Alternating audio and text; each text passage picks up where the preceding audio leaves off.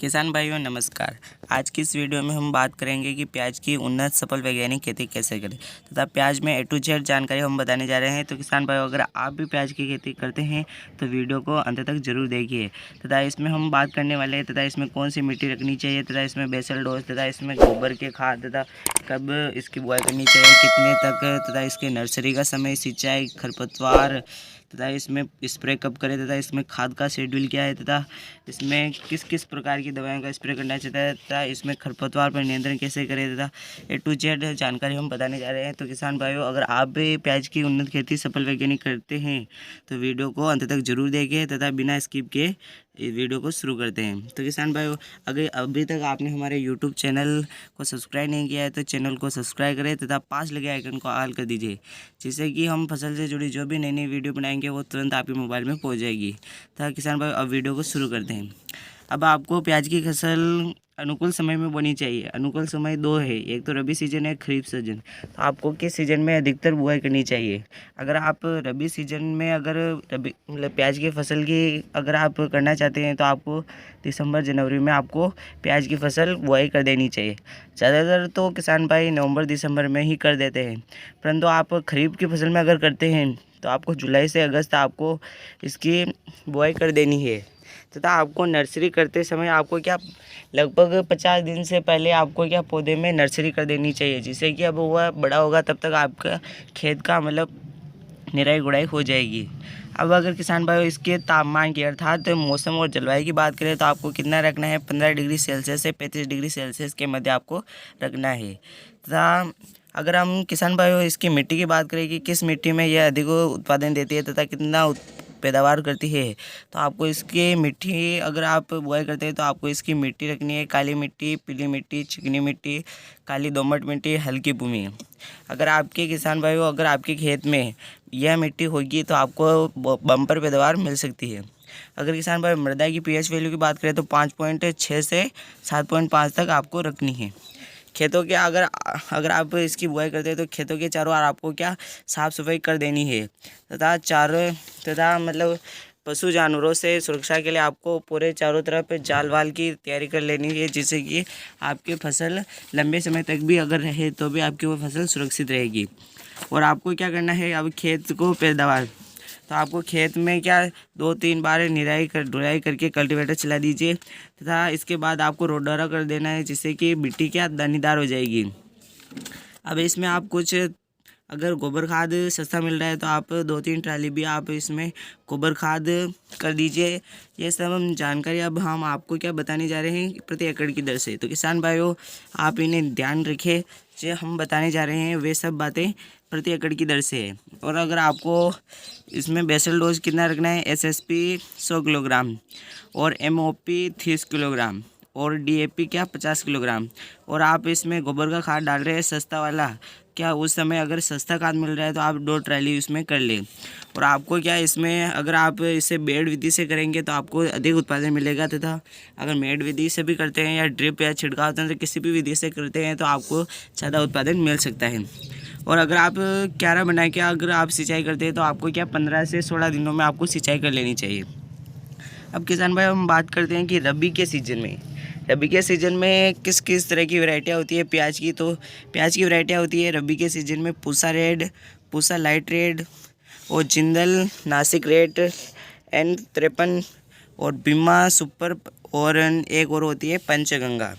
ये किसान भाइयों रबी के सीज़न की वैरायटियाँ हैं। अगर किसान भाइयों खरीफ के सीज़न की वैरायटियों की बात करें तो एलोरा, चाइना किंग, पंचगंगा, प्रशांत हाइब्रिड, प्राची, चाइना रेड। ये किसान भाइयों हम सब ने बता दिए कि ये खरीफ की वैरायटी है तथा रबी की वैरायटी है। तो आपको अगर रबी की सीज़न में अगर आप वैरायटियों का प्रयोग करते हैं तो ये वैरायटी है तथा खरीफ के सीज़न में अगर आप प्याज की खेती करते हैं तो ये वैरायटी है। तो किसान भाई अब बात करते हैं कि नर्सरी का समय कब रखना है। तो अब आप नर्सरी का समय 40 से 50 दिन में आपकी वो क्या पौधा नर्सरी तैयार हो जाएगा। किसान भाइयों आपको न तो पौधा ज़्यादा बड़ा रखना है और न ही पौधा छोटा। अगर आप इसकी नर्सरी करते हैं तो आप इसको क्या ज़्यादा बड़ा पौधा नहीं रखना है, जिससे कि वह ग्रोथ, अब आप उसके पौधे की रुपाई करेंगे तब वह बढ़ने में भी वह ग्रोथ लगेगी। इसलिए किसान भाइयों, बीज का पौधा हो जाता है तब आपको उसकी नर्सरी कर देनी है। और रोपण की विधि क्या, आप बेड की विधि से भी कर सकते हो और मेड की विधि से, अर्थात आप किसी भी विधि से कर सकते हो जिससे कि उत्पादन अधिक हो सके, उस विधि का आप प्रयोग करें। और किसान भाई, अब हम बात करते हैं कि इसकी दूरी कितनी रखते हैं, अर्थात इसके डिस्टेंस की बात करते हैं तो आपको पौधे से पौधे की दूरी लगभग 10 से 12 सेंटीमीटर आपको रख देनी है, जिससे कि उसमें क्या वह बड़ा भी हो जाए फल तो वह क्या उसकी दूरी से वह एक दूसरे के पास नहीं आएगा। और अगर आप लाइन से लाइन की दूरी की बात करें तो आपको भी इसी प्रकार 10 से 12 सेंटीमीटर की लाइन से लाइन दूरी रखनी है। किसान भाइयों, अब बात करते हैं सिंचाई। सिंचाई आपको किस तरह से आपको करनी है, तो सिंचाई आपको फुहारे से नहीं करनी है, आप ड्रिप तंत्र का भी आप प्रयोग कर सकते हैं। ड्रिप तंत्र अगर आप इसके जगह अगर क्यारा से करते हो तो आपको 15 से 16 दिन में आपको सिंचाई करनी होगी, जिससे कि क्या होगा, पौधे में नमी भी बनी रहनी चाहिए तथा 15 से 16 दिन में आपको सिंचाई करते रहना चाहिए। किसान भाइयों, अब खरपतवार की भी आपको प्रॉब्लम आती रहती है, तो पहली निराई आपको कब करनी चाहिए तथा उसमें खरपतवार का नाशक कब करना चाहिए, तो आपको पहली निराई आपको 20 से 25 दिनों में आपको कर देनी है तथा दूसरी निराई आपको क्या 40 से 50 दिन में कर देनी है, जिससे कि पौधे में ग्रोथ बढ़ती रहेगी, आप उसमें खरपतवार को नष्ट करते रहेंगे। और आपको यह प्रति एकड़ में आपको 3 से 3.5 किलोग्राम बीज लेना है। आपको यह बीज दर है कि 3 से 3.5 किलोमीटर अर्थात 3 और 3.5 किलो आपको बीज दर प्रति एकड़ की दर से आपको नर्सरी में ले लेनी है। अब प्याज की फसल पर पहले स्प्रे का शेड्यूल कैसा होता है, तो आदि उस पर बीमारियाँ आ जाती है, जैसे कि पीलापन, थ्रिप्स, मक्खियों का प्रकोप आदि इल्लियों का प्रकोप हो जाता है। अगर मैं सभी इल्लियों तथा कीटों का प्रयोग बताने जाऊंगा तो यह वीडियो बहुत बड़ा हो जाएगा। इसलिए किसान भाइयों, मेरे चैनल पर दूसरा वीडियो आप उसको देख के उसमें आप देख ले। तो किसान भाइयों, अब बात करते हैं कि इसमें फर्स्ट स्प्रे कब करते हैं तथा जब उसमें कीटों का प्रकोप हो जाता है तो वो उस पर फर्स्ट स्प्रे कब करते हैं तथा बहुत सारी मक्खियों का, थ्रिप्स आदि किसान भाइयों को थ्रिप्स देखने की समस्या आ जाती है तथा प्याज की खेती में, तो आपको फर्स्ट स्प्रे करना है 15 से 25 दिन। तो इसमें आपको क्या क्या करना है, फर्स्ट स्प्रे में आपको सिजेंटा क्वाइंटिस 40 ml और तथा सोफ फंगिसाइड आपको 30 ग्राम और यूपीएल लोंडा गोल्ड आपको 30 ग्राम तथा स्टिकर 15 ml आपको यह सभी घोलकर 15 लीटर पानी में घोलकर आपको क्या स्प्रे कर देना है। और तथा अगर आप फर्स्ट स्प्रे तो हो गया, अब बात करते हैं सेकंड स्प्रे। यह सेकंड स्प्रे आपको कब करना है, 35 से 45 दिन के अंदर आपको कर देना है। इसमें क्या करना है, गार्डाफेलिक 10 ग्राम तथा लेम्बा साइक्लोफेथ्रिन 30 ml तथा एम्स्ट्रेट्रोप 20 ml और स्टिकर 15 ml आपको ले लेने हैं तथा 15 लीटर पानी में घोलकर आपको स्प्रे कर देना है। बहुत सारे किसान भाई तो ऐसे सोच रहे होंगे कि ये तो हम हर बार ही करते हैं, परंतु इससे क्या होता है, अगर आप एक ही प्रकार की दवाई का उपयोग करते हैं तो क्या वह पौधे में क्या ग्रोथ नहीं होती है तथा उससे क्या वो उसमें खरपतवार को ग्रोथ होने लग जाती है। इसलिए आप अलग अलग अगर दवाइयों का स्प्रे करते हैं तो आपको बम्पर पैदावार आपको मिल सकती है। अगर हम किसान भाई खाद के शेड्यूल की बात करें तो आपको खाद का शेड्यूल कितना रखना है, तो प्याज की फसल एक क्या कंद वर्गीय फसल है, इसके लिए हमें क्या सल्फर, नाइट्रोजन, फास्फोरस, पोटास आदि की ज़रूरत होती है।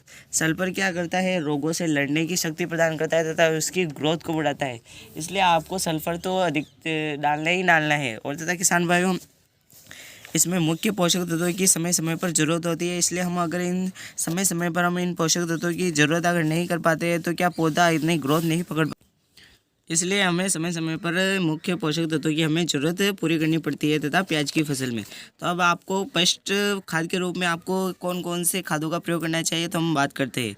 तो इसमें फर्स्ट खाद के रूप में आपको 25 या लगभग 20 दिन हो जाते हैं तब आपको फर्स्ट खाद का प्रयोग करना चाहिए। तो आप फर्स्ट खाद के रूप में आपको किन किन खादों का प्रयोग करना चाहिए, तो NPK 10-26-26 50 किलोग्राम तथा यूरिया खाद आपको 45 किलोग्राम और मिक्रो न्यूट्रिएंट्स 5 किलोग्राम आपको इन सभी को मिक्स करके जड़ों के पास देकर आप इसकी सिंचाई कर दीजिए, जिससे कि आपको बम्पर पैदावार मिल सकती है। तथा सेकंड खाद आपको कितने दिनों में देना है, तो 40 से 45 दिनों में आपको इसमें डाल देना है। तथा इसके साथ साथ आपको क्या ह्यूमिक एसिड 1 किलोग्राम तथा सल्फर 5 किलोग्राम और यूरिया खाद आपको 30 किलोग्राम डाल के तथा इन तीनों को आपको क्या मिक्स कर देना है तथा जड़ों के पास करके आपको इसकी सिंचाई कर देना तथा जिससे कि क्या होगा, इनका अंतराल होना चाहिए कि ये इतने दिनों में खाद दिया तो इनके इतने दिनों में खाद का शेड्यूल हो जाएगा। ये सब बातें हम आपको प्रति एकड़ की दर से बता रहे हैं, क्योंकि अलग अलग राज्यों में अलग अलग बीघा की माप होती है। कई राज्यों में तो 1 बीघा की अलग माप होती है, कई राज्यों में अलग माप होती है, परंतु प्रति एकड़ एक हिसाब से होता है। इसलिए किसान भाई हम प्रति एकड़ के हिसाब से दिखाते हैं हम आपको। तो प्रति एकड़ में आपको क्या होता है 43,560 स्क्वायर फीट होता है। अब बात करें कि उत्पादन कितना होता है। अब हमने आपको सबसे उत्पादन की बात करते हैं अब हम कि आपको कितना उत्पादन होगा प्रति एकड़ के हिसाब से। तो एक एकड़ में आपको 130 से 150 क्विंटल प्रति एकड़ की पैदावार हो सकती है। अगर 1 एकड़ में प्याज की खेती करते हैं तो लागत आपको कितनी हो जाएगा कि कितने पैसों के आपको खर्च हो जाएंगे, तो 25 से 30 हज़ार आपके लगभग ख़त्म हो जाएंगे तथा उसमें प्याज की खेती में आपको इतना खर्चा आ जाएगा। यही फसल है 4 महीने की, तो आपको 4 महीने के अंतर्गत आप इसके बाद दूसरी फसल की आप तैयारी कर सकते हैं। 40 दिन बाद आप नर्सरी में लगभग 90 दिन हो जाते हैं, तो 130 से 135 दिन तैयार हो जाते हैं। तो कुल मिला के आपके इतने दिन हो जाते हैं। 50 दिन पहले आपको क्या नर्सरी कर लेनी है, जिससे कि आप कुछ तैयारी करते हुए तथा खेत की तब तक यहाँ थोड़ी नर्सरी हो जाती है तैयार। आपको नर्सरी करने वाले पौधों को जड़ों को क्या आप UPL सोप फंगिसाइड में 10 लीटर पानी में आप 50 ग्राम को घोलकर उसकी जड़ों में डुबो कर खाना चाहिए, जिससे कि आप क्या होगा किसान भाइयों, आप उनमें जड़ों को डुबो के काटेंगे तो वह पौधे में ग्रोथ बनी रहे।